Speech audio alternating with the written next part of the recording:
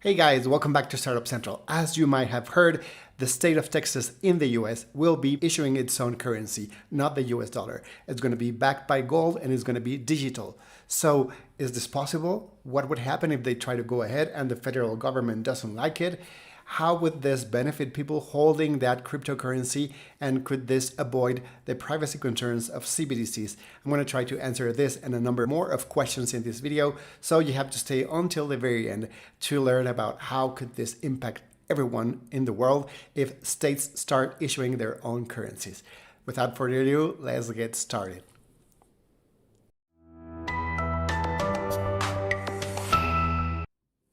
Okay guys, this is one of the biggest pieces of news I've read about in a long time. Now, as you well know, we already discussed potential downfall of the US dollar as other parts of the world develop economically and build their own currency. And I have a video over there that you can check to get more information about that. But this is the first time a state within a country has decided to do something to stop the problems of federal government printing enormous quantities of their own currency. So I'm going to show you my screen in a moment so we can read the piece of news. And there are many repercussions. If this happens, then this will change the way the world works, because coins might be detached from federal government and then they might be attached to groups. Because if this is adopted by Texas, for example, and is backed by gold, what is stopping any of the states in the other countries from adopting it too? If this becomes a strong coin, then people like you and I might consider buying that coin because it would protect us from inflation, from devaluation, and from a lot of problems that traditional fiat currency brings along. So let's explore on my browser, read this bit of news, and then we're going to try to answer those questions. Okay, here we are. This is on Yahoo Finance, but you can find it in a lot of places. Basically, it says the gold standard as it existed under the Bretton Woods systems until 1971 is likely never coming back. So what do they mean? Before 1971, you could trade your dollars. You could just bring the bills to the central bank and you would get gold back. If I am not wrong, it was around $32 per ounce of gold. These days it's more like $2,000, and it's not that the price of gold went up, it's that the purchasing value of a dollar went down to a tune of around 90%. So this is the first thing we need to understand. And of course we already have paxed gold, right guys? So I'm going to mention the problems with paxed gold as compared to this token in a moment. Moving back to the gold standard would effectively entail surrendering the dollar to the control of those with the most stockpiles of the metal. Now this is kind of a lousy analysis because the Central Bank of China is buying a lot of gold and they want to back, at least in part, their yuan with gold.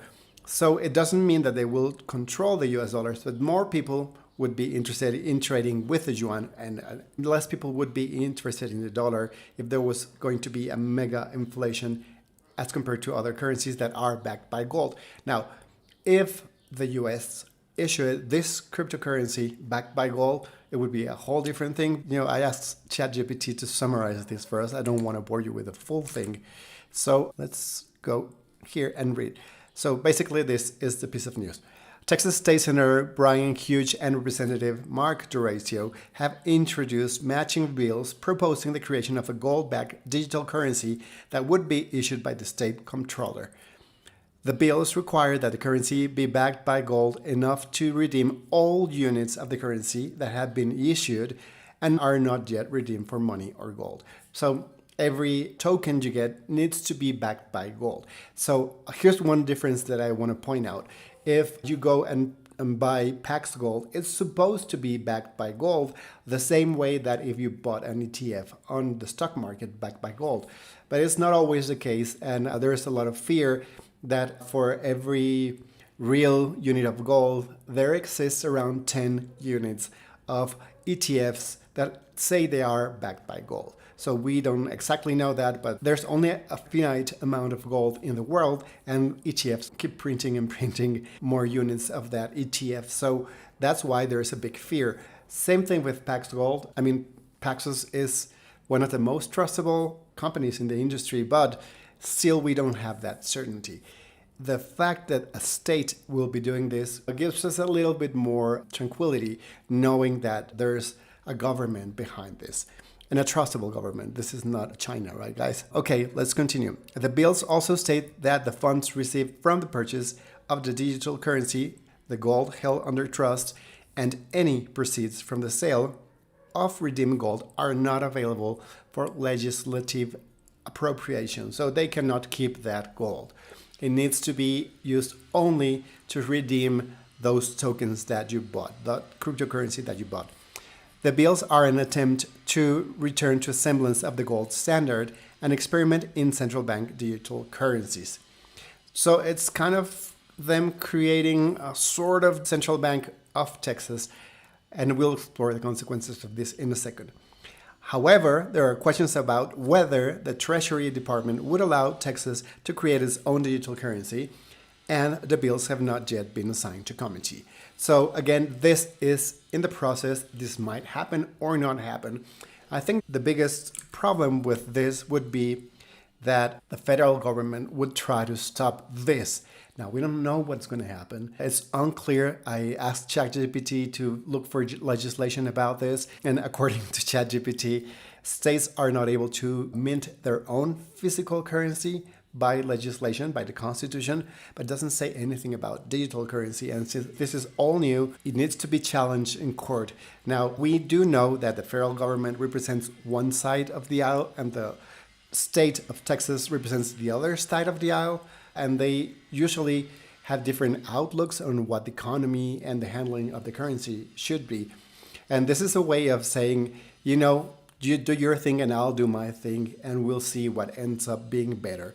And I don't think this is bad itself. Again, we already have Pax Gold. It's a token backed by gold. The difference is that it's issued by Paxos as opposed to the government of Texas or to any government. So right now you can go and buy Paxos anywhere in the crypto sphere. But who backs this? Well, it's a company.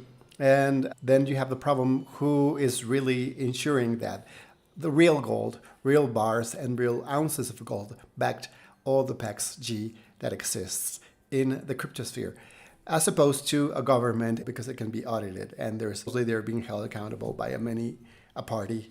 And so, okay, let's explore. One, if this were to happen, and let's assume that the federal government is not going to be able to interfere, the first thing we would need to know, it's supposed to be fixing the problem of unlimited US dollar printing. So if it's really backed by gold, that would be stopped completely. So it could assure you, holders of this token, that they will not be affected by inflation of the US dollar or your pesos or your euros or your yuans or whatever currency you hold your money in.